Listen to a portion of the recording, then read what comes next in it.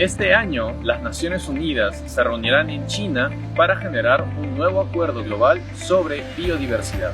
Este acuerdo orientará las acciones de los países para restaurar los ecosistemas, proteger a las especies y prevenir su desaparición. Esta reunión se llevará a cabo en la 15ª Conferencia de las Partes del Convenio sobre Diversidad Biológica, del cual el Perú es parte.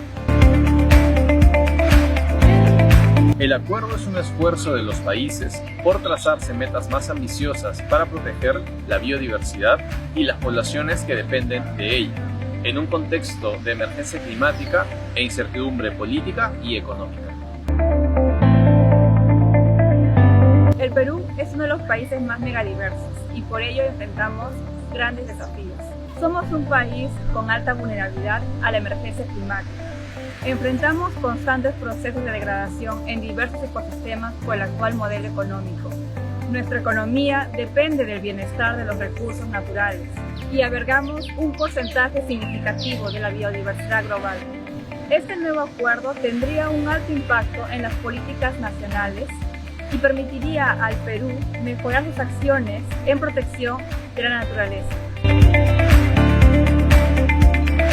Las decisiones que se tomen impactarán en nuestro futuro en 5, 10 y 15 años y nuestras generaciones asumirán el liderazgo de sus consecuencias. Y por ello, no debemos esperar hasta ese momento y debemos involucrarnos ya. Existe una red global de jóvenes y biodiversidad, la cual tiene el respaldo del Convenio sobre Diversidad Biológica. Se ha encargado de llevar las voces de las juventudes a las negociaciones internacionales sobre biodiversidad. Recientemente se ha aperturado el capítulo en el Perú, la Red Peruana de Juventudes y Biodiversidad. Está conformada por jóvenes independientes y agrupados de forma voluntaria para proteger la biodiversidad del país. Realizaremos consultas autogestionadas y autoconvocadas con el propósito de dar a conocer a las autoridades nacionales e internacionales nuestras demandas y aportes para la conservación y el uso sostenible de la biodiversidad peruana. Esto sucederá en la primera mitad del año 2020. Estas demandas serán integradas en una posición nacional, la cual será presentada a instituciones como el Ministerio del Ambiente, para que conozcan nuestras demandas y puedan considerarlas en las posiciones nacionales que serán llevadas a la COP15. Asimismo, nuestras demandas se integrarán a redes de otros países como México y Colombia, para consolidar un acuerdo global de las juventudes e incidir para lograr metas más ambiciosas en el nuevo acuerdo global. Súmate tú también a la Red Peruana de Juventudes y Biodiversidad. Comparte este video con las personas a las que les puede interesar.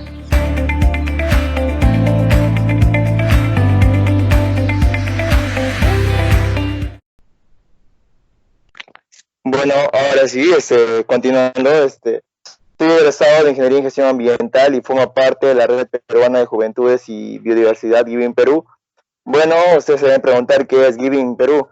Es una red internacional de jóvenes de todo el mundo que se ha unido con el objetivo de prevenir la pérdida de biodiversidad y preservar los recursos naturales a nivel global.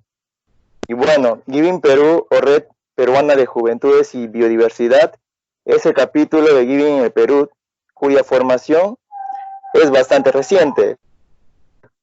Entonces, de acuerdo a los objetivos de la red, buscamos participar activamente en la formación de nuevo marco mundial de diversidad biológica que establecerá nuevos objetivos de manejo y conservación de biodiversidad. Posteriores al 2020, todo este proceso ha sido propuesto debido a una coyuntura relacionada al COVID-19, pero sigue adelante. Y con el fin de poder formular la postura de los jóvenes peruanos respecto a dicho marco, Giving Perú está realizando estos webinars de biodiversidad regionales rumbo a consulta nacional. El webinar de hoy, el primero de Loreto, tratará de la biodiversidad de nuestra región. Para ello, contamos con la presencia de nuestros panelistas. Tenemos la presencia de la bióloga María Isabel Torres Vázquez, coordinadora ambiental del CERNAM, de Loreto. Tenemos a Roger Alvarado Isla, director general de Ghana, y a Natalia Angulo Pérez, presidenta de Sembrando Vida en la Amazonía. Cada panelista contará con 15 minutos para compartir con nosotros sus conocimientos respecto a la biodiversidad de Loreto y su estado actual. Adicionalmente, al finalizar las ponencias, contarán con 7 minutos para responder las preguntas que el público pueda tener y que podamos ir dejando en el chat durante todo el webinar. Finalmente, al final de la ronda de preguntas, le estaremos dejando en el chat el link de una encuesta de evaluación de webinar que deberán completar aquellos asistentes que desean obtener el certificado de participación. La primera ponencia que tenemos, biodiversidad y manejo de recursos naturales de la Reserva Nacional acá de Samiria. Entonces, invitamos a la bióloga María a comenzar su exposición. Agradeciendo primero a los moderadores por esta invitación. Espero que la conversación que tengamos en breve pueda aportar en algo a lo que ustedes ya conocen acerca de Pacaya Samiria, ¿no? Entonces, de acuerdo a la siguiente diapositiva, siempre es necesario mencionar sobre la gestión efectiva en áreas naturales protegidas, ¿no? Siempre es bueno recalcar este concepto que es aquella que permite la conservación de los valores, es decir, por qué se establece un área natural protegida, ¿no? ¿Cuál es la justificación? Muchas veces la sociedad tiene un concepto un poco equivocado de que las áreas naturales quizás responden a un capricho, ¿no? De quizás algún conservacionista, algún ecologista o alguien que simplemente ha tenido la idea de que debe existir un área natural protegida y se debe crear. Sin embargo, esto no es así. Esto obedece a una razón, obedece a un porqué, obedece a los objetivos de creación de esta área natural protegida, ¿no? Entonces, y muchas de esas engloban a servicios ecosistémicos que posteriormente van a generar beneficios socioeconómicos para la población que se encuentra en ella. Es por eso que nosotros podemos ver en la diapositiva que es como una especie de secuencia lógica. Tenemos los servicios ecosistémicos, estos servicios ecosistémicos a su vez van a devenir en el aprovechamiento de los recursos naturales y que a su vez van a generar los beneficios tanto sociales como económicos para la población que se encuentra residiendo ya sea al interior de un área natural protegida o a los alrededores o en la zona de amortiguamiento, ¿no?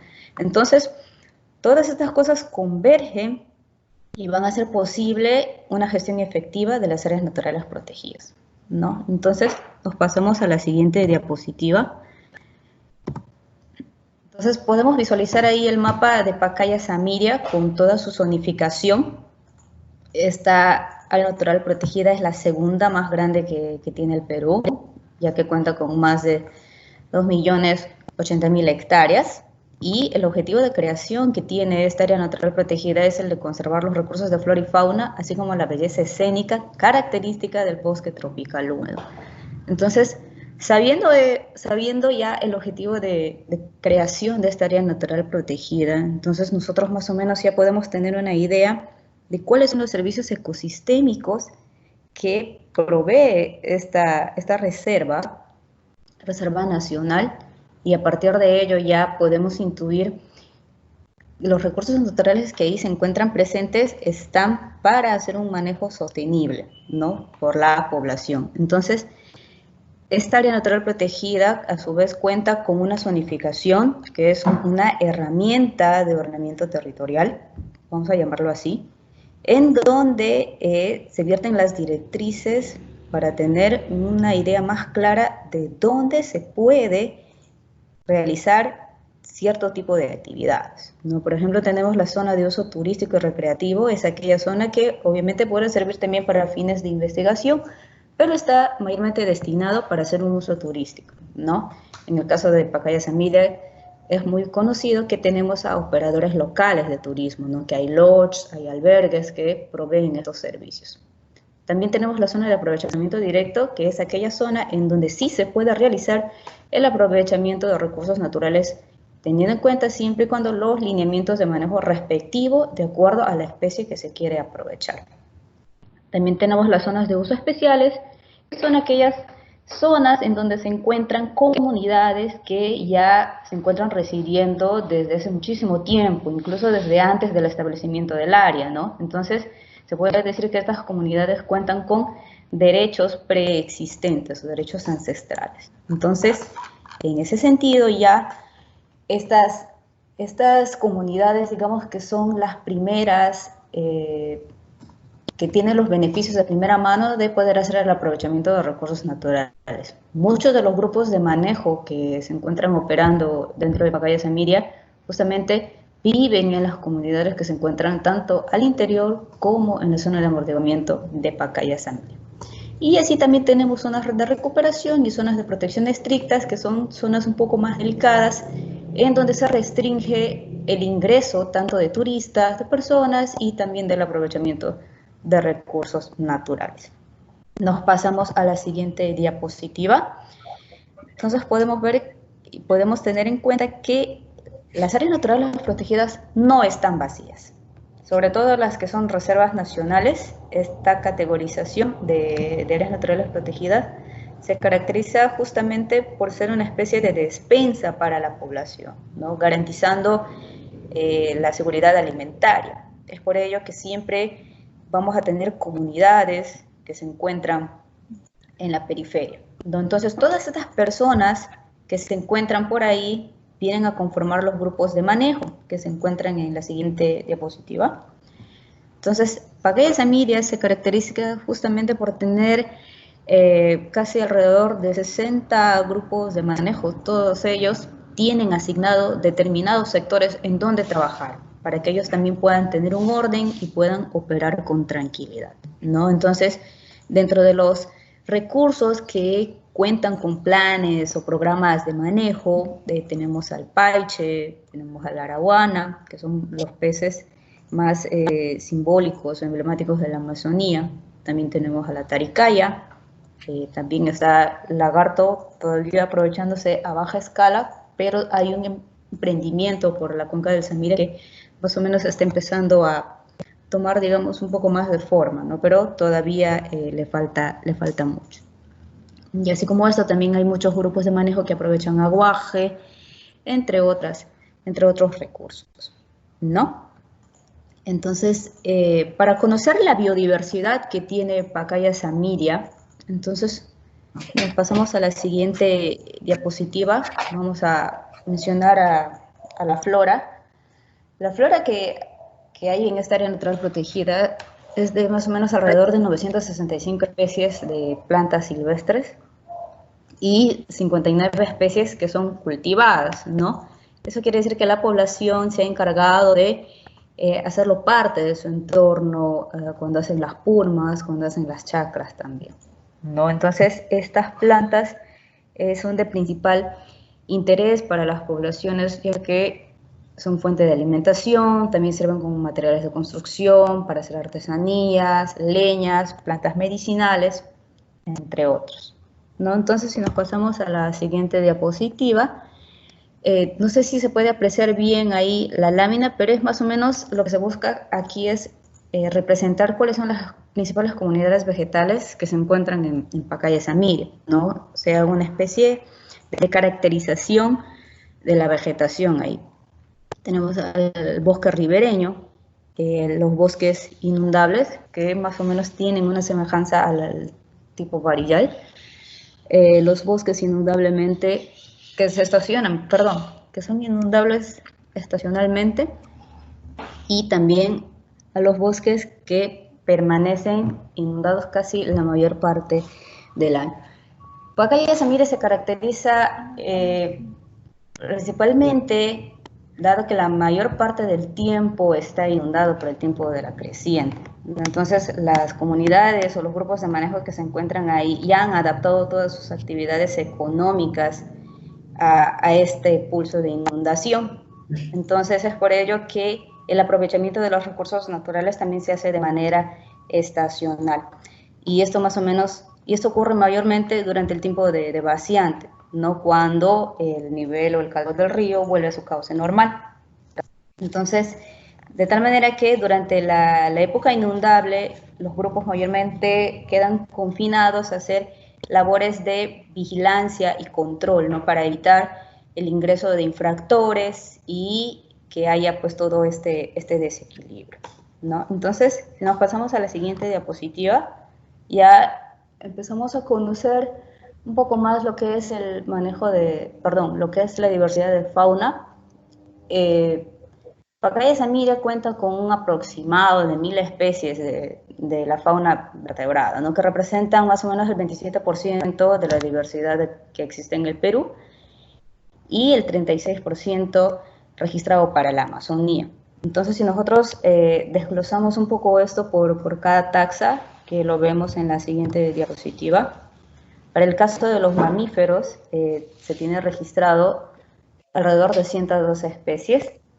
La mayoría de los mamíferos que están aquí, o que se pueden observar en la lámina, son especies indicadoras del estado de conservación de estos bosques, ¿no?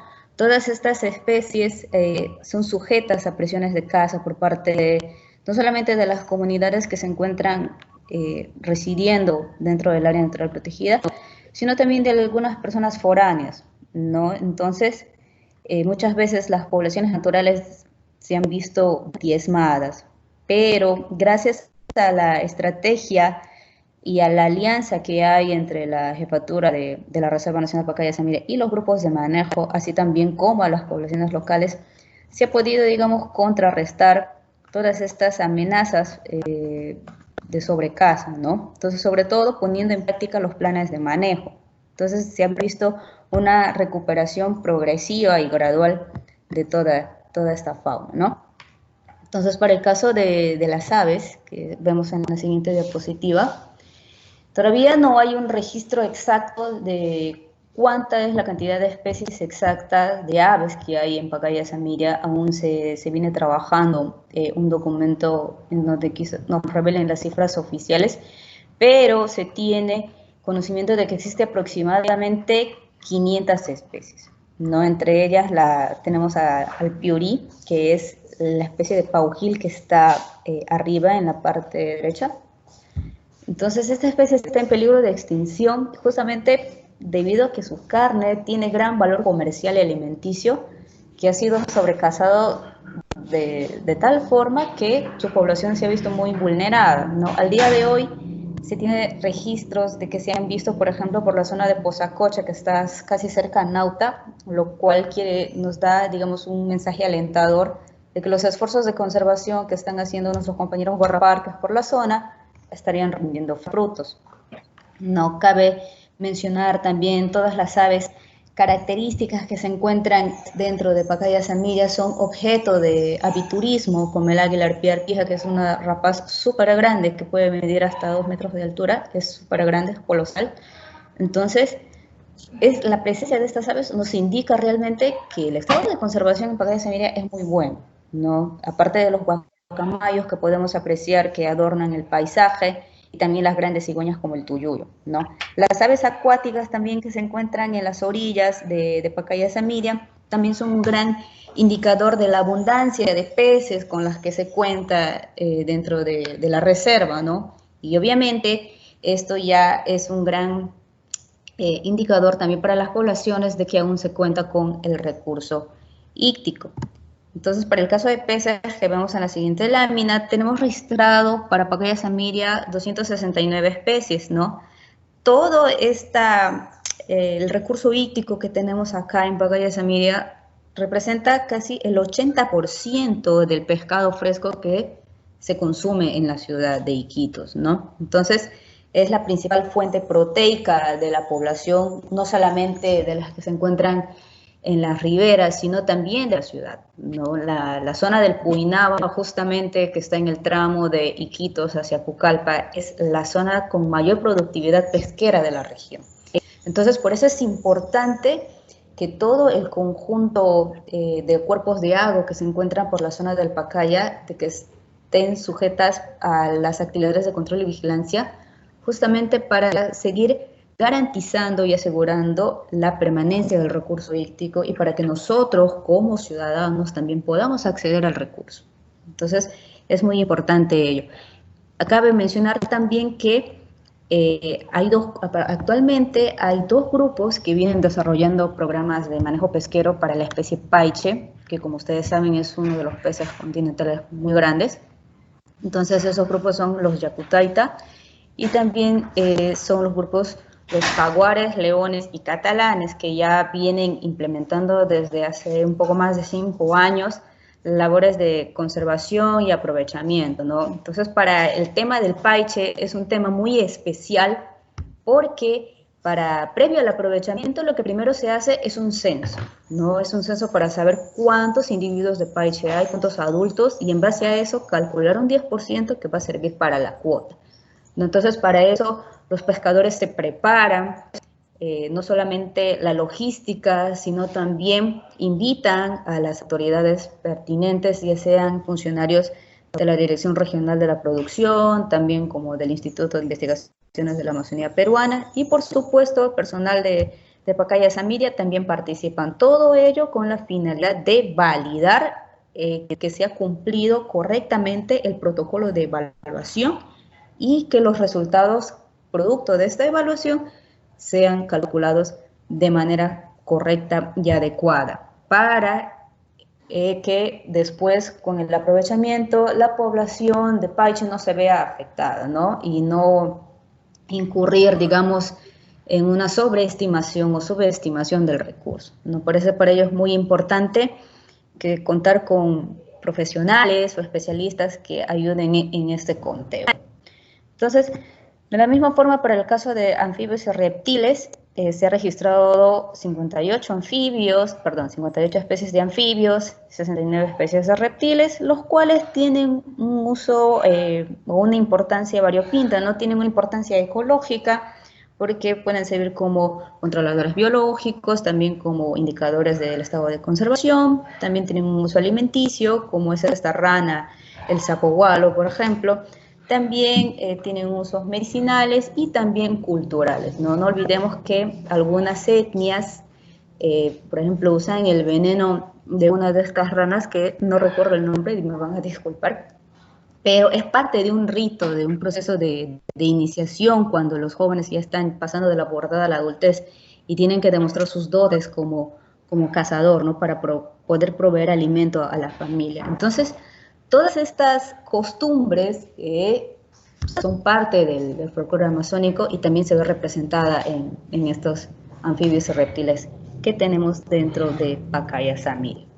Y también es importante destacar aquí que la taricaya justamente es una de las especies emblemáticas de Pacaya Samiria, que viene siendo aprovechada tanto los huevos no viables, que quiere decir que son aquellos huevos destinados para el consumo humano, y también las crías, ¿no? Que son más destinadas para el mercado ornamental, como el mercado asiático. Bueno, ante toda esta coyuntura que está pasando, obviamente va a tener repercusiones en el aprovechamiento por parte de los grupos.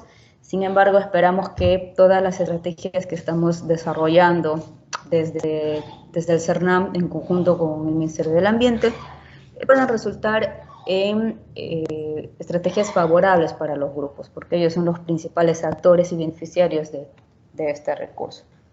Y bien, pasando a la siguiente diapositiva, quería mencionarles que, como datos para tener conocimiento, son 92 comunidades que se encuentran dentro de Pacaya Samiria y 116 las que se encuentran en la zona de amortiguamiento, quienes cumplen una función muy vital en conservar los recursos. Si no tuviéramos la ayuda de todos estos pobladores, probablemente no alcanzaríamos a completar la meta, que es el de preservar todo o de cubrir todo el territorio de Pacaya Samiria, que como hemos visto es súper grande, ¿no? Entonces el estado de conservación que tenemos registrado con producto de los monitoreos, programas de manejo, alianzas con las comunidades, está en 93%, que es una cifra muy satisfactoria para nosotros.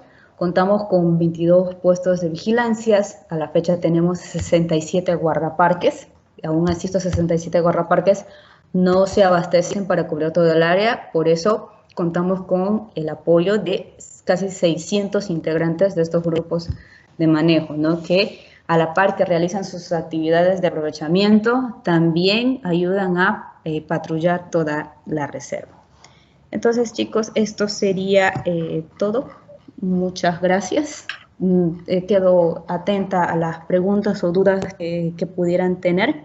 Me parece que van a ir escribiendo las preguntas al chat y conforme van formulando, ya yo las puedo ir respondiendo. Gracias, bióloga, por la exposición. Hemos podido aprender mucho acerca de lo que es el tema de biodiversidad, generalmente en esta reserva, que es una de las más representativas a nivel de Loreto. Vamos a ir viendo el chat para poder seleccionar las preguntas que van a ir haciendo los asistentes para que pueda ir respondiendo. Ok. Buenas noches con todos. ¿Me escuchan? Hola. ¿Sí? Sí, te escuchamos. Sí, una pregunta. Pacaya Samiria hasta el momento no cuenta con un equipo de salud para los pobladores, o es que tiene que viajar si alguien, o sea, tiene un accidente o es atacado por un animal. ¿Cómo hacen en ese aspecto para ser atendidos? Primero debemos tener bien en claro que nosotros como Pacaya Samiria pertenecemos al Ministerio del Ambiente. Entonces el tema de atención médica está a cargo del Ministerio de Salud y la red que tiene descentralizada de los puestos de salud, claro. Entonces, si ocurriese algún accidente, alguna emergencia médica, lo primero que se hace es respetar el protocolo de acudir al centro de salud más cercano. De acuerdo a ello, a la gravedad del asunto, ya es el personal de salud de esa posta que toma la decisión de evacuar al paciente a la localidad más cercana, ¿no? Dependiendo de dónde nos encontremos. Si, por ejemplo, ocurriese algún accidente, una mordedura de serpiente a un poblador, a un miembro de un grupo de manejo en la Cocha Yarina, por ejemplo, que está en la cuenca Pacay, lo primero que se hace es, con la ayuda de los guardaparques y las movilidades fluviales que tengamos a disposición, trasladarlos primero hacia la comunidad de Bretaña, no que es capital de distrito. Ahí en la posta de salud ya le dan los primeros auxilios, el personal médico, pero dependiendo de la gravedad, si por decir esto se vuelve un poco más grave, más severo, lo que se va a hacer es trasladarlo a Requén, ¿no? Que ya es capital de provincia, y si aún así la situación sigue siendo más grave, ya el personal médico decidirá si lo evacúan hasta la ciudad de Nauta o viene hacia Iquitos.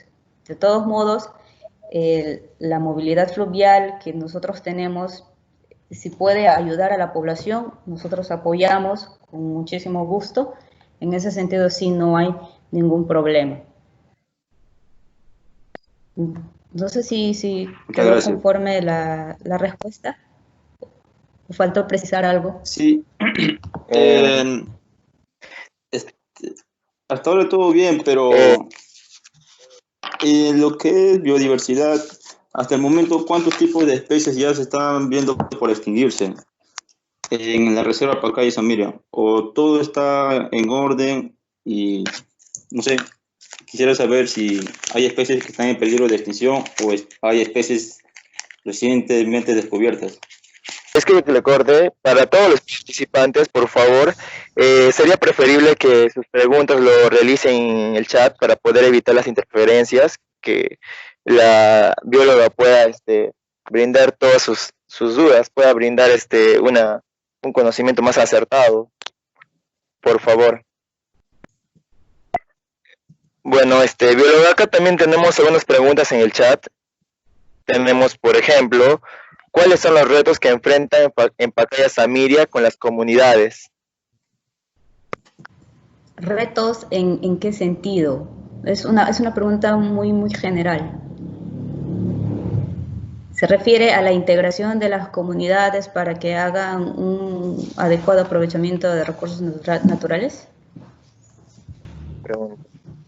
Tenemos otra pregunta, bióloga, hasta que la persona que ha hecho la pregunta pueda especificar mejor su pregunta. Tenemos la de Claudio, que dice, ¿qué grado de participación tienen las comunidades en la toma de las decisiones para posibles áreas de especie en peligro de extinción? Ya. Por ejemplo, hace poco se ha venido desarrollando el proceso de consulta previa para el cambio de zonificación de Pacaya Samiria. Recuerden que al inicio les comentaba que como parte de una herramienta de ordenamiento territorial, Pacaya Samiria se encontraba zonificada, ¿no? Entonces, hace poco con la actualización del plan maestro se ha visto pertinente cambiar también esa zonificación para eliminar la zona de protección estricta, puesto que las condiciones actuales de la reserva ameritaban este cambio, ¿no? Entonces, para ello, se sigue un protocolo para hacer este cambio. Entonces, para ello interviene también el Ministerio de Cultura, quien acompaña el proceso en donde se hace primero una serie de reuniones informativas a las comunidades, tanto a las que se encuentran dentro de la reserva como a las zonas de amortiguamiento, de informarles primero qué es lo que está queriendo hacer la jefatura y que para ello se van a implementar talleres participativos en donde se recoge la opinión de todos, ¿no?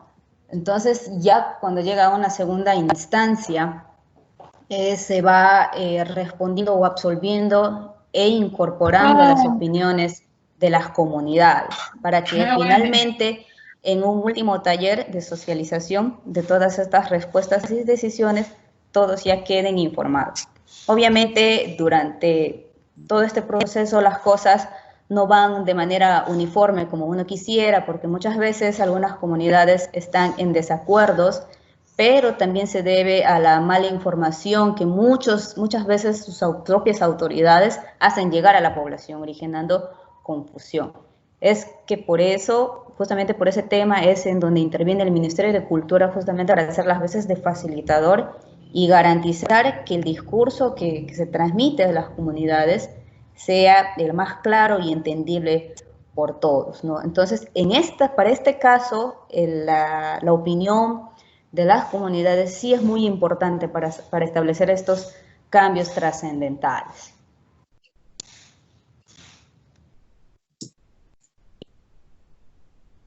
Muy bien, tenemos una última pregunta, bióloga, para que pueda responder.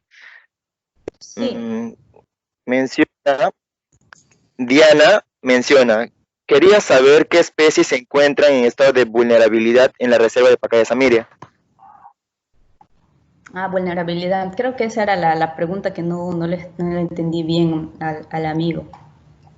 Bueno, de acuerdo a la legislación peruana vigente aún, tenemos a la especie Crax globulosa, conocida como piurí, que es un ave, que justamente en el slide con las aves mostré ahí una fotografía.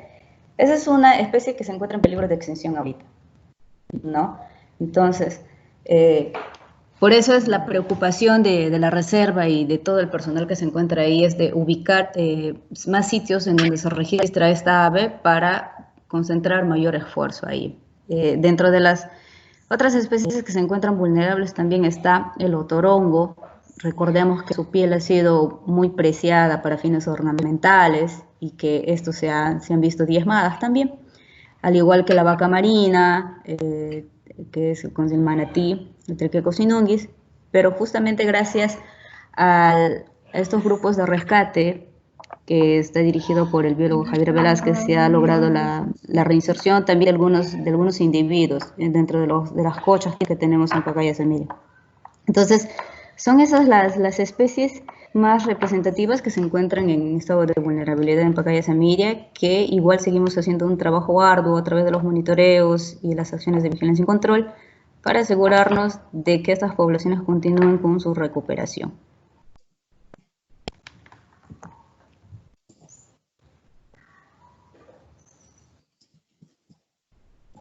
Muy bien, agradecemos a la bióloga María por habernos dado un excelente tema en realidad. Ya conocemos un poco acerca del manejo que se viene realizando en esta reserva natural. Ahora, me gustaría invitarle, bióloga, por favor, si pudiera quedarse hasta el final del webinar para poder hacer unas opiniones, preguntas que los participantes van a seguir realizando a medida que se desarrolle el webinar.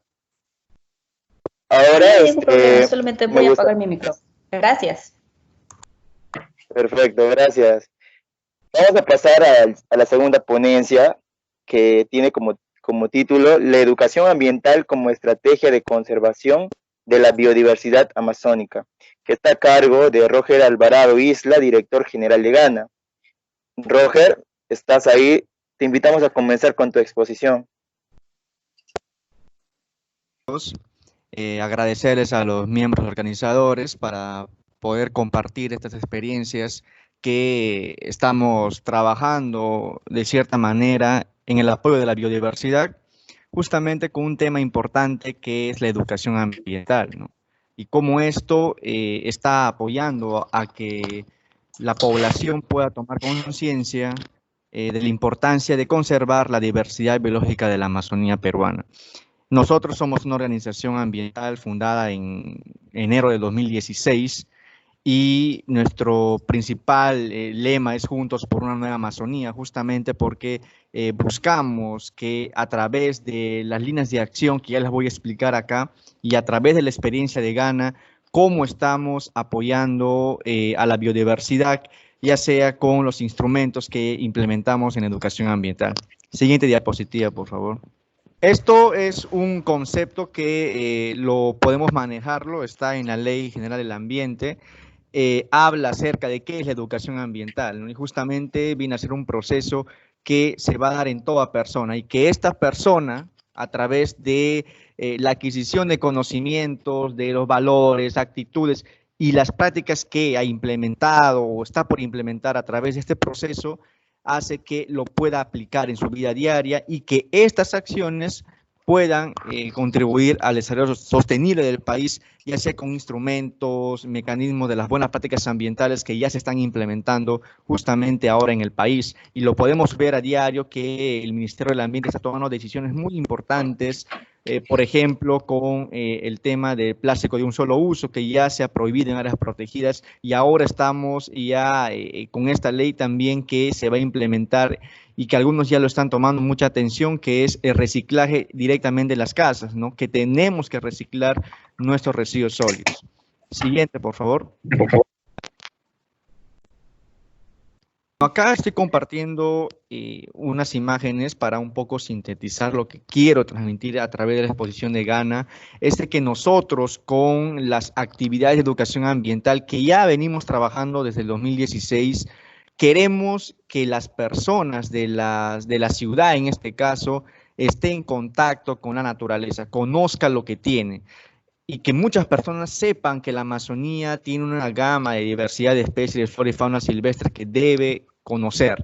Y esto, al conocer esta biodiversidad, que es claro que nosotros nos va a querer motivar a entrar a ese mundo de la conservación, de conservar lo que tenemos. Y ahí podemos ver unos estudiantes, llegaron a la reserva del Paboyo Millana, le hicimos la charla de educación ambiental, le hicimos la orientación también, ¿no?, de los voluntarios, de los miembros de la organización, quienes con su experiencia, ya sea estudiantes y profesionales también dentro de la organización, podemos compartir lo que tenemos ahí en el entorno, en este caso lo que es el bosque de la reserva, ¿no? Siguiente.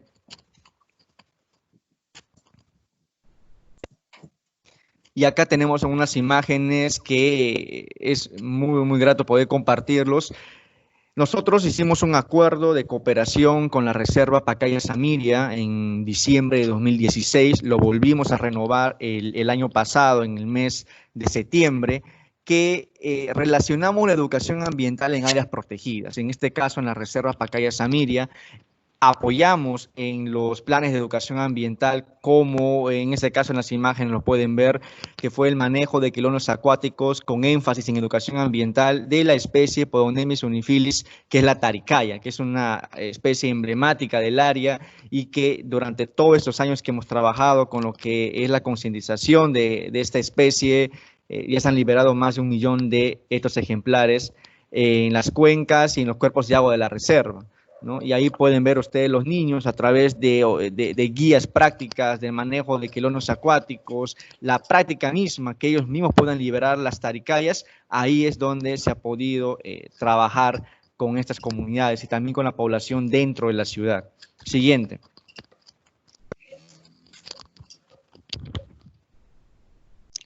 Y voy a explicar de la experiencia que en sí realizamos como Gana.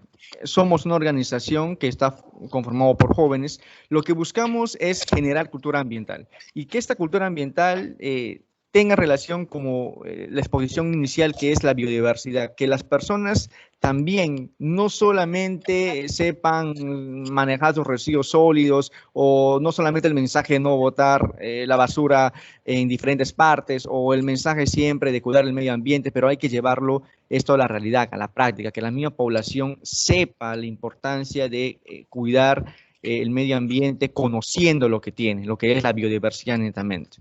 Siguiente, por favor.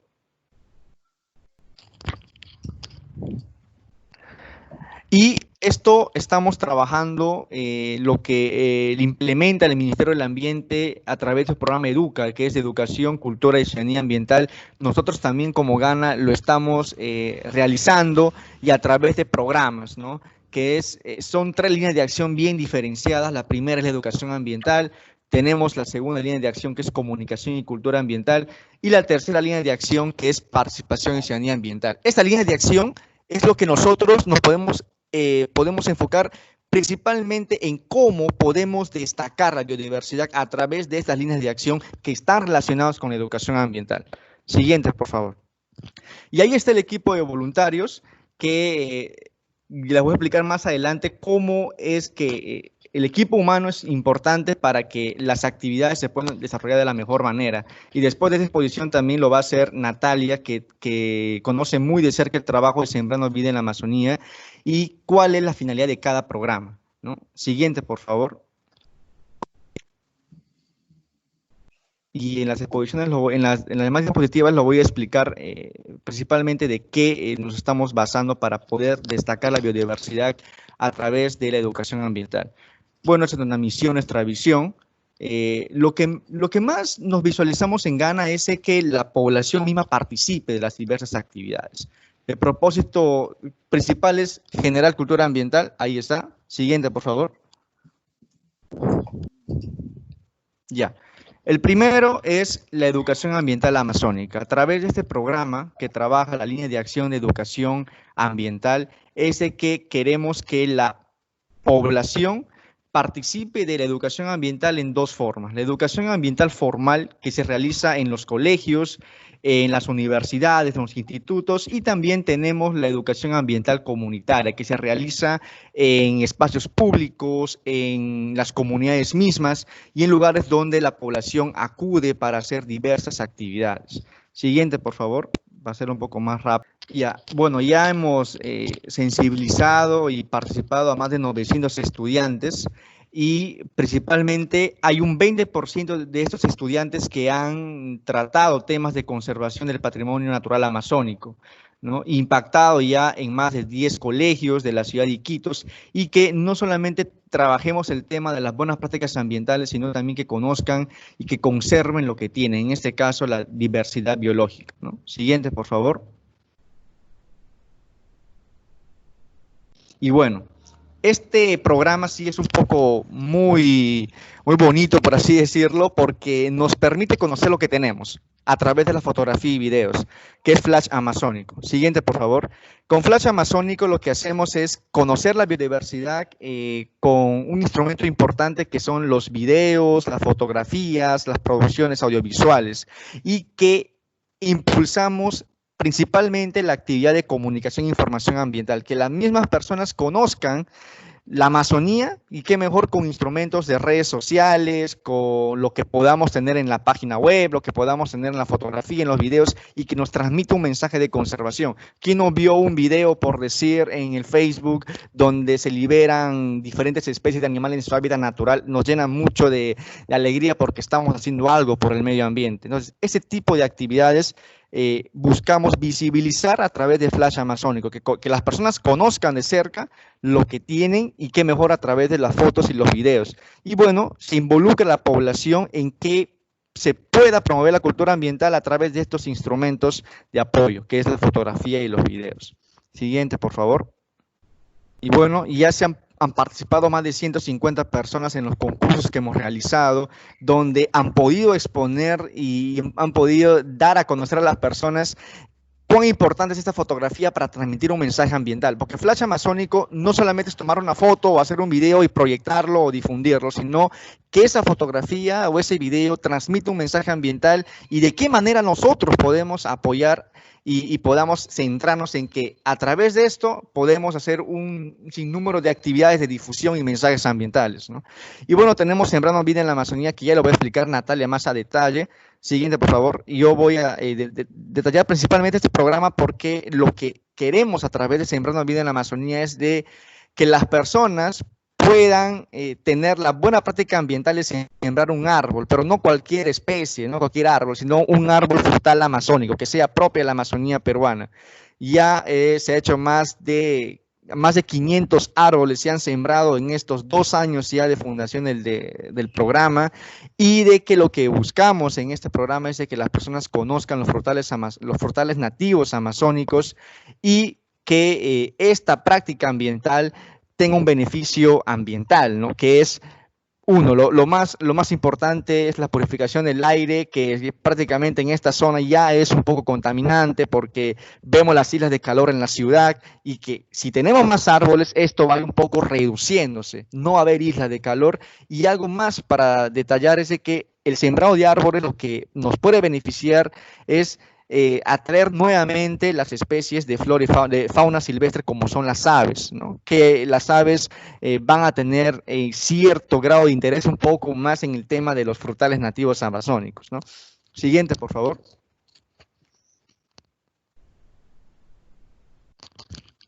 Roger, recordarte el tiempo de exposición. Sí, ya me quedan 2 minutos. Si podemos avanzar casi hasta el último, un poco para yo cortar ya la exposición, por favor, porque creo que el internet se demora un poco de pasar las diapositivas. Sí, al último, para ya finalizar la exposición. Ya, bueno, acá finalizo. Lo que mayormente hemos trabajado, ahí sí lo puedes dejar, por favor, para ya finalizar. Lo que queremos a través de Gana es que los 4 programas que trabajamos, Educación Ambiental Amazónica, destacar la educación ambiental formal y la comunitaria. En Flash Amazónico destacamos principalmente la comunicación y cultura ambiental. En Sembrando Vida en la Amazonía estamos trabajando con lo que es la participación y ciudadanía ambiental, y en Coquito y los Amigos de la Conservación es un programa más de educación ambiental para niños, ¿no? Que los niños conozcan la fauna silvestre a través de caricaturas, porque los niños tienen mayor interés en poder aprender, pero con algo más didáctico, y por eso es que nace este programa, para poder conjugar estos 3 primeros que tenemos y poder hacerlo más factible el conocimiento y la educación ambiental. Siguiente, por favor. Bueno, finalizando ya la exposición, les invito a conocer las redes sociales que tenemos. Van a poder conocer de cerca lo que estamos trabajando, lo que hacemos con la Reserva Pacaya Samiria, lo que hemos trabajado en su momento con la Reserva Alpahuayo Millana, y de cómo a través de estas herramientas de educación ambiental estamos contribuyendo al cuidado del medio ambiente, y que la misma población participe activamente de el cuidado de la naturaleza, y qué mejor con herramientas de educación ambiental. Muchas gracias. Muchas gracias, Roger, por tu ponencia. Realmente estaba muy interesante poder conocer las herramientas que vienen utilizando ustedes como un equipo de trabajo muy reconocido a nivel de Loreto, y creo que a nivel nacional también. Te sugerimos, por favor, para poder ir avanzando de forma rápida con el webinar, que puedas visualizar el chat. Varios han escrito sus preguntas y puedas ir seleccionando qué preguntas puedes responder al final de la última ponencia, de tal manera que podamos avanzar sin interrupciones. ¿Te parece? Entonces, perfecto, está bien. Muchas gracias nuevamente, Roger, por tu información y por tu tiempo. Ahora, estimados participantes, vamos a pasar a la ponencia número 3, denominado con el título Relaciones de las plantas con la diversidad de aves en la ciudad de Iquitos y la importancia de los programas de arborización urbana. Tendrá como ponente a Natalia Angulo Pérez, presidente de Sembrando Vida en la Amazonía.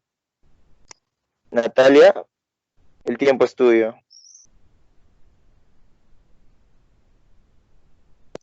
Buenas tardes, ¿me escuchan? Natalia. Sí, buenas tardes. ¿Me escuchan normal? Sí, te escuchamos, Natalia. Ya. Puedes comenzar con la exposición. Ya, ok, listo, gracias. Mi nombre es Natalia Angulo Pérez, soy presidenta de Sembrando Vida en la Amazonía y bachiller en Ciencias Biológicas. Pues les voy a hablar acerca de un estudio que realizamos aquí en nuestra ciudad y lo que ese estudio nos ha llevado a poder formar como organización. Pues el estudio se titula, en realidad tampoco me sale la presentación en el celular, pero lo tengo acá en la laptop y mientras yo también voy hablando les voy indicando cómo adelantarlo. El tema es relación de las plantas, clima, ruido, con la diversidad de aves en la ciudad de Iquitos y con ellos también vamos a hablar sobre la importancia de los programas de arborización urbana. Bueno, la siguiente diapositiva, por favor.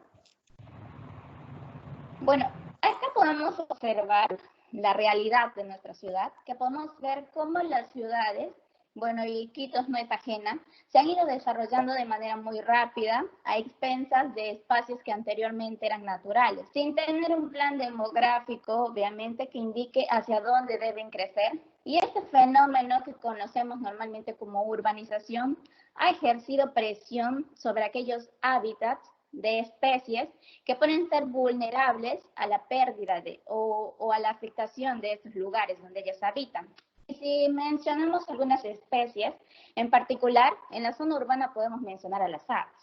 Las aves, la presencia de la diversidad de aves en un determinado lugar normalmente va a estar siempre relacionada con la condición de esto, pues muchas de ellas pueden ser sensibles a ligeros cambios que puedan tener en sus hábitats.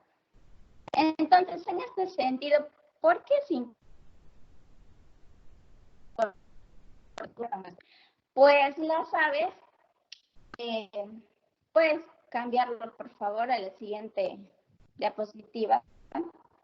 Pues las aves pueden ser consideradas como indicadores biológicos muy eficientes de la calidad ambiental de un área urbana o rural. Pues ellas con su presencia o ausencia pueden indicar qué tan en buen estado se puede encontrar este lugar. Además, si nosotros conocemos las aves de un determinado lugar, eso nos va a permitir quizás también poder proponer ciertos lineamientos para una adecuada planificación urbana que puedan ayudar quizás a mantener, a restaurar o mejorar nuestra diversidad biológica de la ciudad. O también nos puede permitir estructurar ciertos programas de control de calidad ambiental. La siguiente diapositiva, por favor. En la ciudad, normalmente en las ciudades de otros países, se han desarrollado numerosos estudios en cuanto a la avifauna de la zona urbana. Esta rama que normalmente estudia las aves de las áreas urbanas u otros seres vivos se le conoce como ecología urbana. Es decir, que estudia la interacción de los seres vivos, las funciones que desempeñan con el entorno urbano. Lastimosamente, en la zona de la selva, acá en nuestro país, son escasos todavía los estudios que se han realizado en cuanto a ecología urbana. Normalmente los estudios se han enfocado en la zona de la sierra y costa de nuestro país. En esas zonas ha sido un tema muy explorado, pero acá todavía no. Y es por eso que decidimos enmarcarnos en estudiar este tema para ver cómo o qué factores puedan influir en la presencia de aves en nuestra ciudad. La siguiente diapositiva, por favor. Bueno, el objetivo principal de nuestro estudio fue conocer o describir la ornitofauna urbana de nuestra ciudad y evaluar si es que las plantas, la temperatura, la humedad o el ruido influencian en ellas. La siguiente diapositiva, por favor. Bueno, nuestro estudio se llevó a cabo en 6 de nuestras principales plazas de la ciudad de Iquitos. Como acá pueden ver, hay un pequeño mapa en donde se ubican nuestras 6 principales plazas en donde nosotros llevamos a cabo el estudio. Siguiente diapositiva, por favor. Pues la metodología que nosotros utilizamos para el estudio de las aves de nuestras plazas es que normalmente nuestra plaza tiene como un diseño rectangular y cada plaza ha sido dividida en 4 cuadrantes y nosotros nos colocamos en el centro de cada cuadrante para poder contar las aves. El método utilizado que utilizamos fue el de conteo por puntos. Y así en una ficha nosotros registrábamos cada ave que podíamos observar. Igualmente con las plantas que podemos observar ahí en nuestras plazas, en la siguiente diapositiva, hemos considerado diversos tipos o diversos hábitos, entre ellos los arbustos, las palmeras y los árboles, porque consideramos que esos son los mayormente utilizados por las aves. Y se midió distintos datos, como altura, cobertura, diámetro, y también tuvimos en cuenta el origen. En la siguiente diapositiva, por favor, ahí también podemos ver que hemos tenido en cuenta el estudio del clima y del ruido. El clima, para eso utilizamos 2 datos del clima, la temperatura ambiental y también la temperatura del suelo. La temperatura ambiental lo tomamos con un termigrómetro y la temperatura del suelo con este termómetro adaptado al suelo que se puede ver ahí en la foto. Y el ruido lo hemos medido gracias a una aplicación que se llama Noisemeter, que en sí no te puede dar datos legales, por decirlo así. A partir de eso uno no puede decir que si es legal o no ciertos límites de ruido, pero te puede ayudar a tener una noción para un estudio que deseas hacer. Así que nosotros decidimos usar eso para fines de investigación. Bueno, en la siguiente diapositiva tenemos ya nuestros resultados. ¿Cuántas especies hemos encontrado? Bueno, normalmente cuando nosotros preguntábamos a las personas ahí en las plazas que qué aves observan, y siempre nos han mencionado los más comunes, ¿no? Los que normalmente podemos ver. Pero vaya sorpresa, en realidad nos hemos encontrado con 50 especies de aves presentes en nuestras plazas, divididas en 10 órdenes, 14 familias y 44 géneros. Bueno, como riqueza observada, nosotros observamos 50 especies. Entonces, cuando hacemos un análisis estadístico y utilizamos estimadores para poder ver cuántas especies pudimos haber observado, nos sale de que pudimos haber observado 55 especies de las 55 especies que pueden estar habitando en nuestras plazas. Y nosotros hemos registrado 50. Entonces, eso quiere decir que hemos registrado un aproximado del 90.9% de las especies, lo cual es aceptable y el esfuerzo de muestreo es bueno. En la siguiente diapositiva podemos ver cuáles han sido nuestras especies más abundantes en nuestras plazas. Bueno, como ya era de esperarse, más abundante era la paloma, Columba livia, el gallinazo, Corax statrakis, y Tyrannus savana. Cabe mencionar que esta última especie, Tyrannus savana, que pueden ver que es la tercera ave que tiene la colita larga y horquillada, esta ave ha sido abundante en este tiempo de muestreo porque esta es un ave migrante. Y en su época de migración, que nosotros hemos muestreado entre marzo y abril de 2017, esta ave se encuentra en grandes grupos en la ciudad. Es por eso que fue abundante. No todo el tiempo es abundante, a comparación de las dos especies anteriores. En la siguiente diapositiva podemos ver de que la distribución de las especies por tipo de nuestras plazas, de acuerdo a nuestras plazas. Y en la Plaza 28 de Julio, Plaza de Armas, tenemos que la más dominante, por ejemplo, es Columba Livia, en nuestra Plaza 28. En nuestra Plaza de Armas también. En sí, las especies no cambian mucho, no varían mucho en cuanto a plazas. Igual en nuestra Plaza Bolognesi y Plaza Grau, normalmente varían entre esas dos, Columba Livia, Corax atratus, salvo tercera, cuarta especie ya comienzan a diferir, pero en su mayoría son casi las mismas. Igual en las siguientes plazas, Quiñones, Sargento Lores, también tenemos Columba Livia, acá por ejemplo tenemos Progne, Bragis, en la Sargento Lores, Columba, es casi similar en las plazas.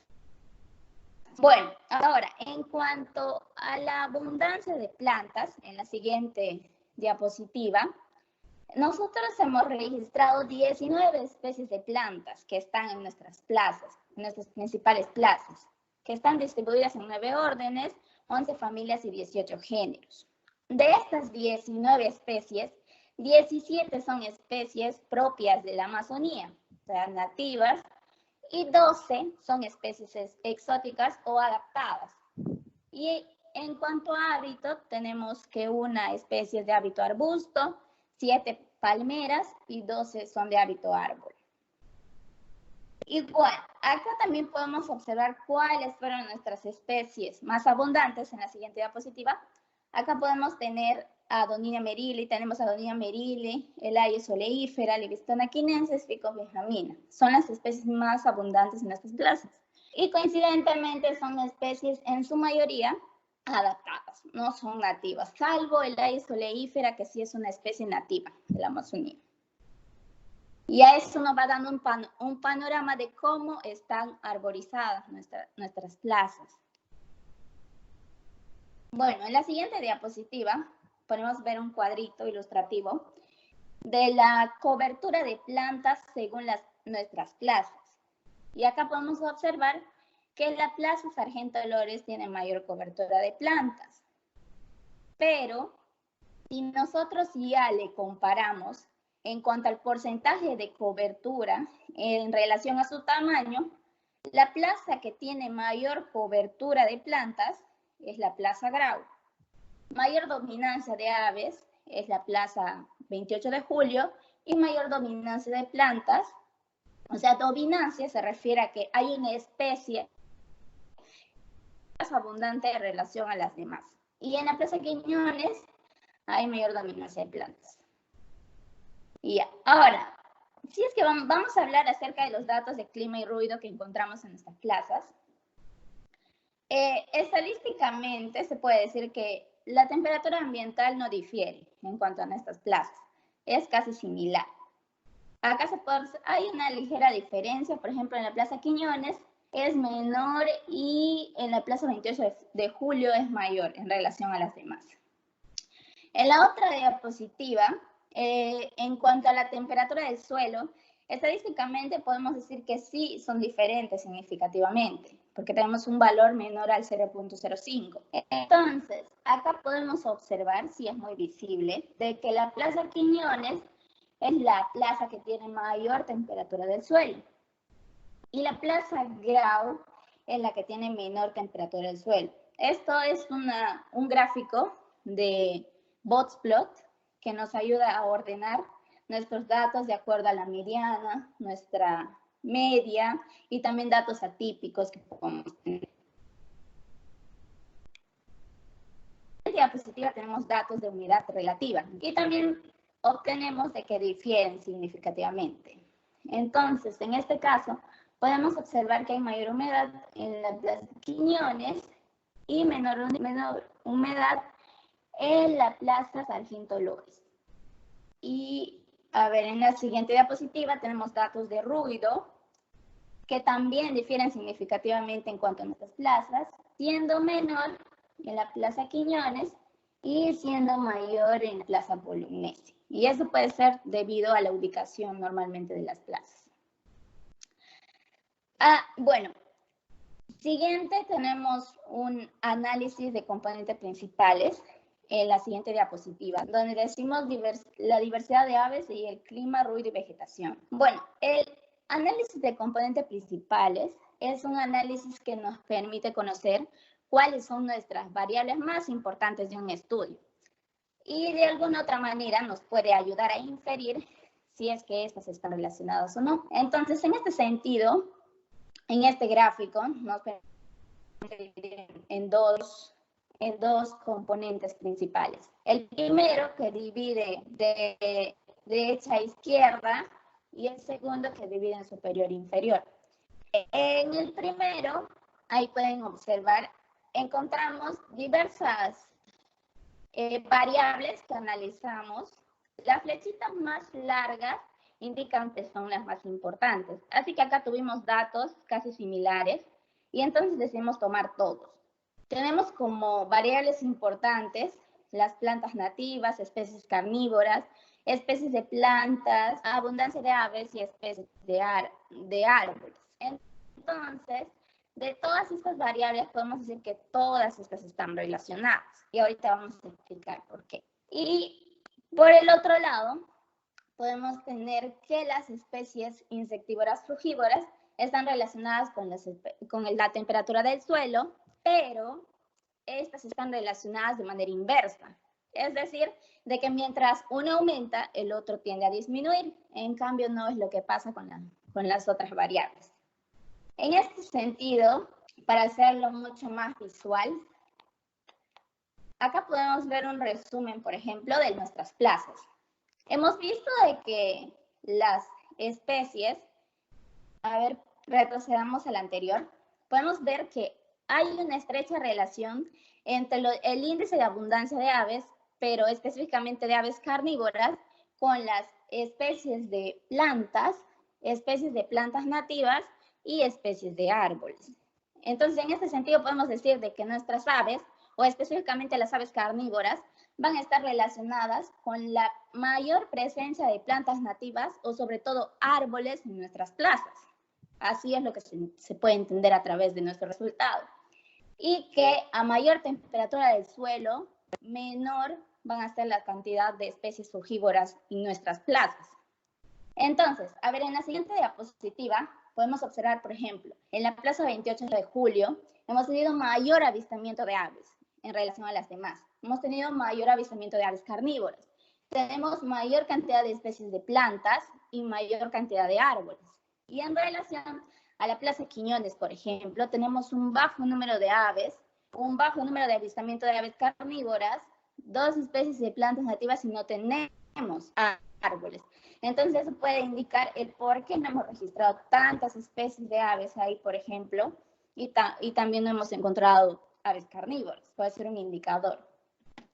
De igual manera, en la siguiente diapositiva, por ejemplo, en la Plaza Quiñones, hemos tenido una alta temperatura del suelo, pero no hemos tenido tampoco registro de especies frugívoras, salvo 2 especies, 18 avistamientos de estas especies, y tiene una cobertura arbórea de 4.52, muy bajo.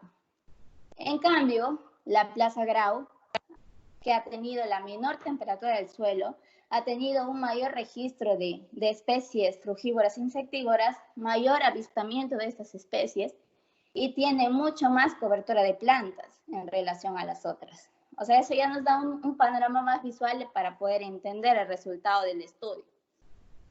Entonces, podemos decir que la diversidad de aves, plantas en las principales plazas de la ciudad están compuestas por 50 y 19 especies. 50 especies de aves y 19 especies de plantas.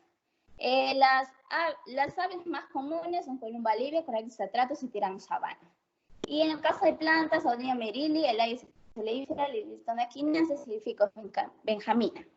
Entonces, en este caso, de acuerdo a los resultados, es importante Se puede decir que las especies... Natalia, para recordarte el tiempo de exposición, Ajá. disculpa que te interrumpa.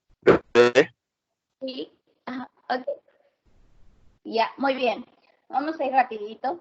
Ahora, y como les iba diciendo, se relaciona con nativas, especies de árboles y las figuras insectívoras como, bueno, de acuerdo a este resultado que nosotros hemos obtenido y hemos visto que hay una estrecha relación y cuán importantes son las plantas en nuestra ciudad y cuán importante es la arborización y el arbolado urbano, entonces nosotros decidimos formar, como ya lo mencionó Roger, además viendo el panorama de que a pesar de ser una ciudad, a pesar de ser un departamento amazónico, nuestra ciudad lastimosamente no puede ser considerada como una ciudad verde o ciudad saludable por tener menos de 9 metros cuadrados de área verde por habitante. Es entonces que frente a esta realidad, si pudieran ir avanzando, por favor, hasta el logo de Sembrando Vida en la Amazonía, si es que pudieses avanzarlo, por favor, a raíz de toda esta realidad y ver que nuestra ciudad no tiene las suficientes áreas verdes, es que nosotros decidimos fundar Sembrando Vida en la Amazonía. Y tenemos actualmente 2 sedes, sede Loreto y sede Huánuco, en la ciudad de Tingo María sobre todo. ¿Y a qué se dedica Sembrando Vida en la Amazonía? Pues Sembrando Vida en la Amazonía es una organización ambiental dedicada a promover la arborización de ciudades amazónicas con especies de árboles, tanto nativos y adaptados, pero adaptados que ya sean útiles para tanto el poblador como para la fauna amazónica, porque no pensamos en introducir otras especies que ya están. Eso no es nuestra misión. Así que nosotros venimos trabajando ya desde el año 2018, hemos fundado la organización el 29 de mayo, ya estamos a poco de cumplir 2 años, y pudieras ir adelantándole en la parte donde dice nuestros objetivos. Ahí, bueno, nuestros objetivos principales es promover la participación ambientalmente activa de las personas, fomentando actitudes y buenas prácticas ambientales mediante el sembrado de árboles, con especies tanto nativas y adaptadas, y a su vez rescatar valores de identidad de revaloración amazónica comprometida con el ambiente. Hemos venido realizando diversas actividades de sembrado y también talleres educativos en diversos colegios de nuestra ciudad. Si es que puedes ir adelantándole para que puedan ver la galería de fotos. Y bueno, casi al último podemos ver, tenemos 2 grupos de trabajo, uno en la región Loreto y otro en la región Huánuco. Todos somos jóvenes amazónicos que trabajamos siempre con el lema de construyendo un futuro verde y comprometidos con nuestra Amazonía. Gracias a la iniciativa, el año pasado hemos ganado el premio Protagonistas del Cambio y bueno, y eso nos motiva a poder seguir trabajando. Y si Dios quiere, vamos a poder tener más sedes más adelante. Y bueno, en la última diapositiva pueden observar nuestras redes sociales. Les invito a visitar. Nos pueden encontrar en todas las redes sociales. También tenemos nuestra página, es www.ceba.p. Ahí pueden encontrar toda la información referente a nuestro trabajo, las especies que trabajamos. Como dijo Roger, ya hemos sembrado más de 500 individuos en nuestra ciudad y pues bueno, felices, ¿no? Eso sería todo, chicos. Muchas gracias.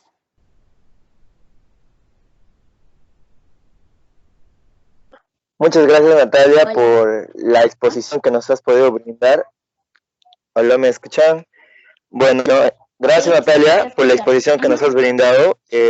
Realmente fue interesante conocer más o menos los estudios que han venido desarrollando. Igual que a Roger, te sugiero, por favor, que puedas entrar al chat y puedas seleccionar las preguntas que nuestros participantes han realizado y puedas responder. Bueno, chicos, vamos a iniciar con la ronda de preguntas. No hay ningún problema, si pudieras leer las preguntas no hubiese tampoco ningún problema. O también pudieran escribir a mi correo, si es que tuvieran alguna duda o precisan de más información. Mi correo es mtorres@cernam.gov.pe. Voy a tratar de escribirlo en el chat a ver si de repente les llega y igual podemos seguir conversando. Bueno, Muy bien, bióloga, gracias también por lo que me acaba de mencionar. Ahora tenemos la pregunta de Paula para poder iniciar. La pregunta de Paula es, a raíz de la coyuntura que estamos viviendo, se sabe que hay una tasa de caza anual. ¿Están siendo monitoreadas actualmente o después de esto se hará un estudio de impacto ambiental? A ver, los estudios de impacto ambiental mayormente obedecen a obras de infraestructura o de inversión pública o privada que puedan desarrollarse tanto dentro del área natural protegida como en la zona de amortiguamiento. Para el caso de las tasas de captura que mencionan, esto va a estar en función al recurso que está siendo aprovechado. Como estos aprovechamientos se realizan más que todo en época de vaciante, Hola. Sí, logramos escucharle, bióloga. Ya, bueno, menciona, todavía no estamos en época de vaciante, esto todavía va a ocurrir a mediados de, casi ya finalizando junio, julio, se empieza con la preparación de las playas para las tricalles. Entonces todavía no ha habido el aprovechamiento del recurso natural, ¿no? Un nuevo escenario que es lo del coronavirus, todavía no sabemos cómo van a reaccionar las poblaciones locales, no sabemos todavía qué porcentaje de eficacia está teniendo la cuarentena en las comunidades. Los reportes que nosotros tenemos son aquellos que están en los puestos de vigilancia. Los puestos de vigilancia no se encuentran en las mismas comunidades. Entonces, por lo tanto, no tenemos una certeza de qué tan al 100%, digamos, toda la comunidad está haciendo la cuarentena dentro de sus casas, ¿no? Porque es otro escenario diferente al de la ciudad. No solamente tenemos algún de la comunidad de Bretaña, donde sí están haciendo su cuarentena, pero no tenemos al respecto de las comunidades. Entonces, por lo tanto, todavía ese panorama. Recién el tiempo ya llegue, pues en la temporada de vacaciones, recién se va a poder tener con exactitud los datos. Recordemos que el aprovechamiento o las cuotas de captura obedecen a lo que está establecido en el plan de manejo. Por lo tanto, no pueden excederse en sacar más de lo que está establecido en los documentos de gestión. Eso hay que tenerlo bien en claro. Ok, acá hay otra pregunta. Una última pregunta para usted, de parte de Jacqueline. ¿Existe un protocolo para la conservación de los insectos y existe un monitoreo de conservación de mariposas en la reserva? No se viene implementando exactamente para el grupo de invertebrados como tal, no. Están sujetas a programas de manejo y son justamente aquellas que son especies cinegéticas, ¿no? Que tienen mayor uso alimenticio, ¿no? Pero cuando alguien desea hacer algún estudio,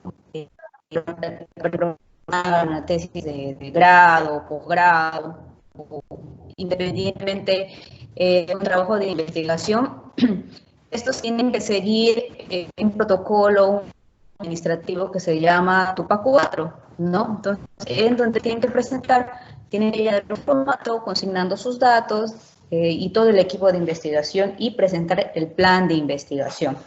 Entonces, el especialista de la reserva que quedaría asignado para evaluar este plan de trabajo se encarga de ver quiénes son parte del equipo de investigación y ver las necesidades de todo este equipo y evaluar si la metodología que van a emplear no va a dañar a las otras taxas, no va a afectar a otras taxas. Hemos tenido casos, por ejemplo, que un grupo de extranjeros han ido a hacer pasar como, digamos, investigadores, querían, digamos, colectar como más de 1000 individuos de una mariposa, ¿no? Era larga, ¿no? como sabemos los insectos tienen una alta tasa de reproducción en la mayoría de las selvas, entonces digamos que a simple vista no estaba, digamos, en mucho peligro. Pero conforme íbamos viendo el protocolo que tenía, la metodología que iban desarrollando, iba a ser muy invasiva. Y obviamente viendo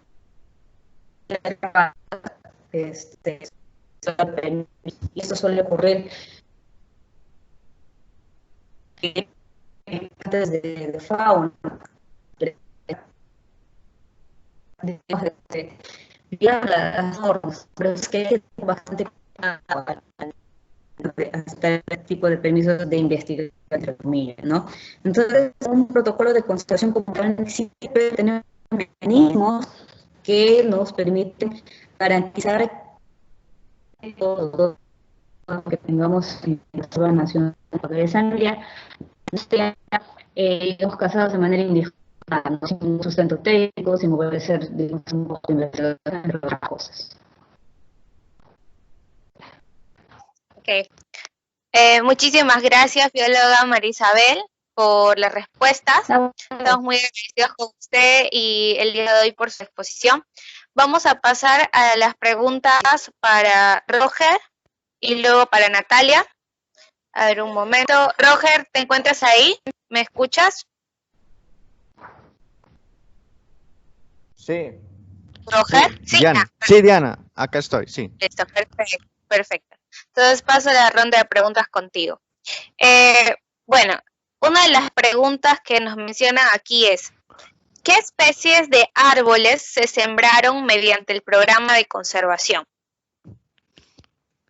Ya, en Sembrando Vida en la Amazonía, si visitan las redes sociales, se verán en el logo del programa. Hay en la silueta del logo, hay 19 semillas u hojas, ¿no? Entonces trabajamos con 19 especies, de las cuales están entre nativas y adaptadas. Ya hemos sembrado todas las especies, solo con la diferencia de que algunos pues con mayor intensidad, otras especies como el mango, que es una especie adaptada, y una nativa, que es el caimito, que hemos sembrado en mayor escala. Principalmente, si hablamos de nativa, los árboles que hemos sembrado más durante el programa de Sembrando Vida en la Amazonía, está el caimito, está el ubos, está el zapote, la guava, y hace poco también nomás que hemos empezado a sembrar los huasaí, que en un inicio era también dentro del programa, pero ya lo hemos centrado bastante para lo que es el tema de ornato en la ciudad. Ahora, con lo que es adaptadas, hemos tomado en cuenta el mango, el mamey y la carambola, ¿no? Esas tres especies adaptadas que más hemos sembrado en el programa Sembrando Vida en la Amazonía. Listo, muchas gracias. Acá tengo otra pregunta. A ver un momento. Ok. ¿Cuál es el proyecto ambiental que considera más exitoso? ¿Debido a qué factores se debió esto? ¿Y cuál considera que son las dificultades en los programas de educación ambiental? Bueno, si hablamos dentro de la organización en Ghana, el programa que tiene un mayor éxito, sin lugar a dudas, Sembrando Vida en la Amazonía, porque tiene un modelo de negocio, es un emprendimiento ambiental, es decir, tiene ese esquema de modelo de negocio ambiental, la cual nos permite dar sostenibilidad al programa, y que estos ingresos que entran a la organización, al programa, en este caso Sembrando Vida en la Amazonía, pueda abastecer a los proyectos que se van a implementar, ya sea de sembrado de árboles, ya sea de educación ambiental en los niños para que implementen el tema de sembrado de árboles. Y debido a qué factores, como les comentaba, cuando damos sostenibilidad a un proyecto ambiental, esto ya nos lleva a un grado mayor, que es el emprendimiento ambiental. Y justamente porque este modelo de negocio que hemos implementado en Sembrando Vida en la Amazonía es que nos llevó a ganar este reconocimiento protagonista del cambio, que busca emprendimientos ambientales que tengan ese cierto grado de sostenibilidad, ¿no? Poder dar un esquema, un modelo de negocio para que sea sostenible en el tiempo este programa. Y si hablamos de dificultades en los programas de educación ambiental, más me he fijado en diversas organizaciones que también trabajan de la mano con la educación ambiental, es que estamos dejando de lado el esquema real de la educación ambiental. Si implementamos líneas de acción o tenemos una meta, una actividad y una tarea identificada para poder tener una orientación y una línea de acción, es que el programa va a salir de acuerdo a eso, ¿no? Pero si no tenemos un esquema, es como que si tú no tienes algo que te sostenga, es claramente que tu programa, el proyecto de educación ambiental no va a ser algo con buenos resultados, ¿no? Va a ser algo más social, porque a veces confundimos mucho lo que es el tema social con lo que es prácticamente lo que buscamos en la educación ambiental. Si tú no sabes cuántos colegios vas a sensibilizar en un mes y solamente eliges al azar uno o dos y no tienes proyectado una línea de acción frente a esto, es claramente que no vas a tener resultados como tú quieras. Hay que saber medir los resultados, ¿no? Y justamente una dificultad que ahora hay en los programas de educación ambiental es que no tenemos la base de una línea de acción. En el caso de Ghana, trabajamos 3 líneas de acción. La primera es la educación ambiental, la segunda es la cultura y comunicación ambiental y la tercera es la participación y ciudadanía ambiental. Son 3 líneas de acción que eso nos da una idea de qué es lo que vamos a hacer en cada uno de ellos, ¿no? Y hacia dónde vamos, hacia dónde queremos llegar y cuáles principalmente son los beneficiarios directos e indirectos del programa. Listo, muchísimas gracias, Roger. Ahora pasamos a la ronda de preguntas con Natalia. Natalia, ¿estás ahí? ¿Me escuchas? Bueno, creo que Roger, tal vez tú podrías responder por Natalia, Sí, ya que no sé. sí, ¿Sí? se salió Natalia, me dice que se salió, pero bueno, a ver, para ya no hacerlo muy largo, ¿me puede hacer las preguntas de Natalia? A ver, Sí. no sé de los temas más o menos A ver. que yo lo pueda manejar, lo voy a responder. Ok. Sí, claro, no hay ningún problema. Bueno, dice acá, ¿qué comportamientos de las aves han observado? Ya sea su abundancia, conducta, su construcción de nidos, ¿y qué creen Sí. que deberían ser estudiados? Ya, lo puede responder la bióloga Marisabel porque ella también es especialista en aves y hizo el proyecto de investigación junto con Natalia. Si me puede ayudar la bióloga, por favor. Bióloga, si se encuentra aún en sala y nos puede ayudar con esta pregunta. Sí, claro. Bueno, lo que expuso ha sido un tema muy interesante, más que todo ver cómo las aves se han adaptado al entorno urbano, ¿no? Entonces, dentro de los grandes hallazgos que Natalia ha podido encontrar, es muchas como los tiránidos, los insectos que los conocemos como ítems, que son esas avecitas de pecho amarillito, con el dorso y la cabeza gris, las alas de color un poco grisáceo, es que a falta de árboles en zonas de la ciudad donde no hay mucha vegetación, donde no hay muchos, se han utilizado los postes y los agujeros en los postes para nidos, ¿no? Y obviamente su comportamiento también ha variado. Normalmente las actividades a partir de las 5 de la tarde ya porque se van a dormir. Y esto lo puedes ver en campo. En ciudad ya, debido a que hay bulla, hay movimiento, pues las aves también ya no se cuelan a esas horas, sino que también al mismo tiempo que los humanos, y justamente aprovechan la luz del alumbrado público, por ejemplo, revolviendo los insectos voladores y ya pues aprovechan como fuente, ¿no? Van a cazar ahí, porque estos arañados insectívoros que también son conocidos como atrapamoscas, justamente porque atrapan cosas durante el vuelo de esto, ¿no? Entonces, esa es la principal hallazgo que ha podido tener Natalia dentro del trabajo, ¿no? Y te ha podido identificar dentro de la ciudad diversos sustratos o microsustratos que están con los tejados, los postes, muros, a falta de árboles, ¿no? Muy bien. Y aquí tenemos 2 últimas preguntas ya para acabar el día de hoy. con el webinar, dicen, considerando que las ciudades generan el 70% de emisiones de gases de efecto invernadero, ¿cuáles son los próximos pasos que se plantean como organización para tener una ciudad resiliente en Iquitos?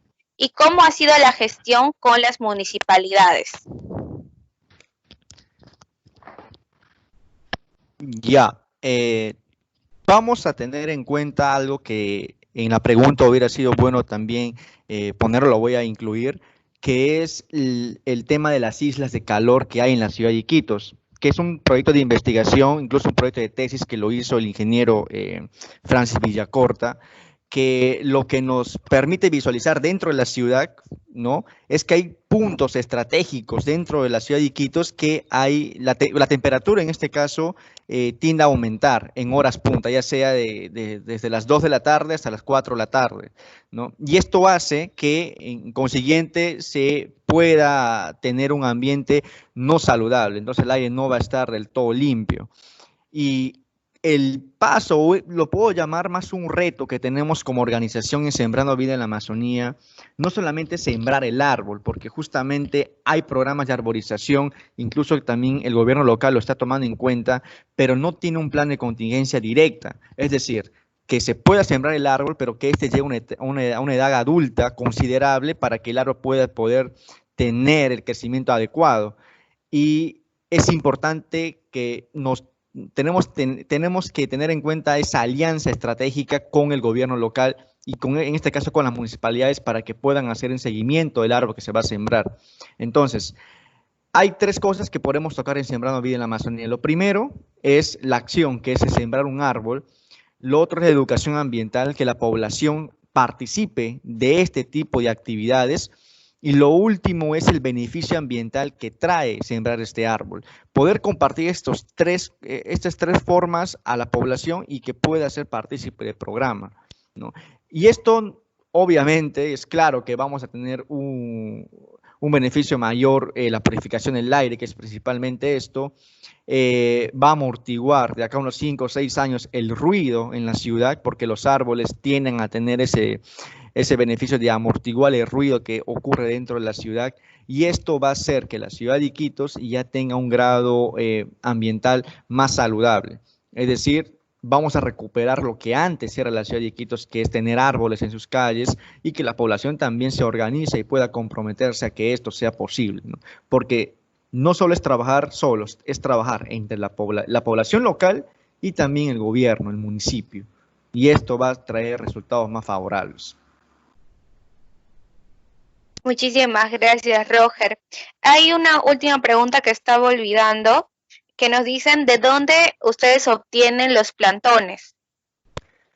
Ya, al inicio del programa hemos estado comprando los árboles, que es en un vivero en el kilómetro 8, pero ya a finales del 2019 nos hemos reorganizado justamente con el asesoramiento y el trabajo de Protagonista de Cambio a través de la UPC, que nos dio muchas herramientas. Agradecemos bastante esto porque nos despertó el interés del emprendimiento ambiental.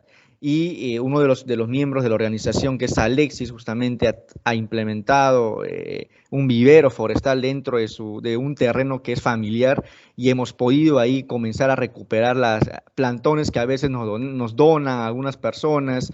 A otras personas nos llaman para recoger plantones que están en su huerta, que ya lo van a cortar, los sacamos, los llevamos al vivero y lo estamos armando. Lamentablemente vino este tema del COVID y nos limitó ahora poder ir al vivero, pero sí alguien lo está observando, lo está cuidando, y ya en los próximos meses, cuando esto pase, ya lo vamos a relanzar y va a estar al alcance de toda la ciudadanía, ¿no? Muchísimas gracias. Ya para terminar con el webinar de hoy, realmente agradecidos todos del Nodo Loreto, ya tanto sea a los participantes como a los 3 ponentes que nos han acompañado esta tarde. Tal vez si Roger o la bióloga Marisabel quieren dar unas palabras de despedida, es el momento para terminar ya con el webinar de hoy. Bueno, antes de que me haga roja la palabra, bueno, agradecer a todos por su atención. Espero que si tienen algunas dudas, no duden en escribir. Ahí puse mi correo en el chat. No sé si de todas maneras lo repito, es mtorres, @cernamp, ERNANP.p. Asimismo, invitarles a los chicos que si necesitan o desean hacer su práctica profesional, trabajo de tesis, ¿no? Que gustosamente pueden hacerlo en la reserva, no solamente Valle Semire, sino también en todas las áreas naturales que están aquí en Loreto. Gratuito el trámite, solamente tienen que descargar el formulario TUPA número 4 que está disponible en nuestra web, que es www.cernam.gov.pe, y nosotros estamos para brindarles toda la información que necesitan, ¿no? Y ha sido un gusto haber estado compartiendo con ustedes la oportunidad. Un abrazo, cuídense mucho y quédense en casa. Muchísimas gracias, bióloga María Isabel. Y pasamos con Rojar, pues te cedemos la palabra, Rojar. Sí, por temas de conexión ya la compañera Natalia no se podía conectar, pero bueno, igual agradecidos por la oportunidad de poder compartir las experiencias de la organización, de los programas que tenemos, en este caso Sembrando Vida en la Amazonía. Y si quieren apoyar, saber más de lo que estamos realizando, pueden visitar las redes sociales y la página web que hemos creado para que esta información pueda ser compartida de la mejor forma, ¿no? Y lo importante es un mensaje sobre el tema de biodiversidad. Ya estamos a pocos días de celebrar el Día Internacional de la Biodiversidad, que es el 22 de mayo, de la diversidad biológica, perdón. Es un momento de reflexionar qué es lo que estamos haciendo en beneficio a través de nuestros espacios, qué es lo que podemos hacer, ¿no?, para conservar estos espacios de educación ambiental, utilizando estas herramientas y conservar la biodiversidad, ¿no? Bueno, muchas gracias y esperemos verlos pronto. Muchísimas gracias a nuestros ponentes, muchísimas gracias a ustedes por mantenerse en estas casi 2 horas de webinar de Loreto. Es la primera vez como Nodo Loreto, esperemos que haya una próxima. Agradecer a todos nuevamente y recordarles, por favor, a los participantes que en el chat hemos enviado una encuesta, un link de una encuesta. Todos los que llenan este link automáticamente van a tener el certificado. Muchas gracias a todos, que tengan una bonita noche y nos vemos en una próxima oportunidad.